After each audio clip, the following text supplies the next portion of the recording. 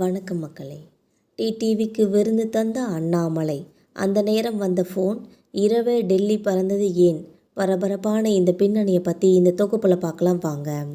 கோயம்புத்தூரில் இருந்து நேற்றிரவு அவசரமாக டெல்லி புறப்பட்டு சென்றார் பாஜக முன்னாள் தலைவர் அண்ணாமலை அவர்கள். ஓபிஎஸ் மற்றும் டிடிவி தினகரனுடனான சந்திப்புகளுக்கு பின் ஒரே வாரத்தில் இரண்டாவது முறையாக அண்ணாமலை அவர்கள் டெல்லி பயணம் மேற்கொண்டுள்ளார். கோவையில் நேற்று மாலை தமிழக பாஜக முன்னாள் தலைவர் அண்ணாமலை மற்றும் டிடிவி தினகரன் சந்திப்பு நடந்திருக்கு. அப்போது தனது வீட்டில் அண்ணாமலை டிடிவி தினகரனுக்கு இரவு விருந்து கொடுத்துள்ளார். இருவரும் ஒன்றாக அமர்ந்து சாப்பிட்டுள்ளனர். சுமார் 1 மணி நேரம் இந்த சந்திப்பு நடந்திருக்கு.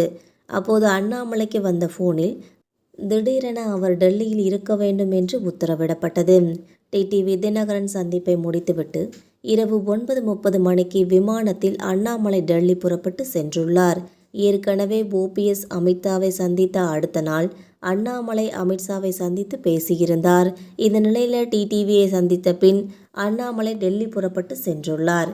ஏற்கனவே டெல்லியில் உள்ள பாஜக தேசிய தலைவர்களுக்கு தமிழக பாஜக பிரிவு மீது அதிருப்தி இருப்பதாக அரசியல் வட்டாரங்களில் பலத்த பேச்சு எழுந்துள்ளது. திருப்பரங்குன்றம் கோவில் விவகாரத்தை மாநில பாஜக கட்சி முறையாக கையாள தவறியதே இதற்கு காரணம் என்று கருதுகின்றனர். இவ்விவகாரம் தமிழக பாஜகவுக்குள் ஒரு புதிய பதற்றத்தை உருவாக்கியுள்ளது.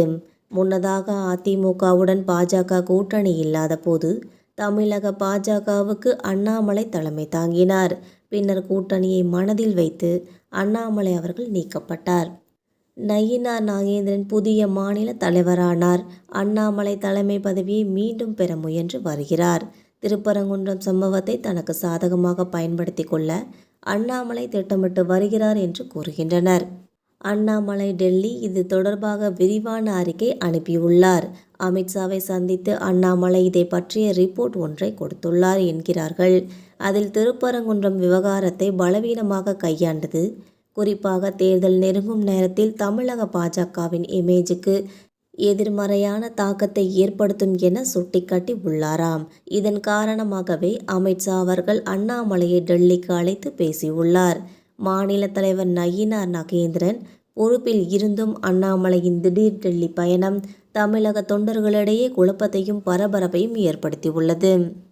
மத்திய தலைமை அண்ணாமலையின் கருத்துக்களை தீவிரமாக எடுத்துக்கொண்டதன் தெளிவான அறிகுறியாகவே இது பார்க்கப்படுகிறது. டெல்லியில் இருந்து திரும்பிய அண்ணாமலை சென்னை கமலாலயத்தில் செய்தியாளர்களை சந்தித்துள்ளார். அதே நிகழ்வில் முன்னாள் புதுச்சேரி துணைநிலை ஆளுநர் தமிழிசை சவுந்தரராஜன் அவர்கள் தோன்றியுள்ளார். இந்த கட்சியில் ஏற்பட போகும் மாற்றத்திற்கான அறிகுறிகளாக தெரிகிறதுனே சொல்லலாம். மக்களை, இந்த தகவல்கள் உங்களுக்கு பயனுள்ளதாக அமைஞ்சா மறக்காமல் நம்ம சேனலை சப்ஸ்கிரைப் பண்ணி பெல் ஐகானை கிளிக் பண்ணி வச்சுக்கோங்க. அப்போ தான் நம்ம போகிற இது போன்ற தகவல்கள் உடனுக்குடன் நோட்டிஃபிகேஷனாக வந்து சேரும். தேங்க்யூ.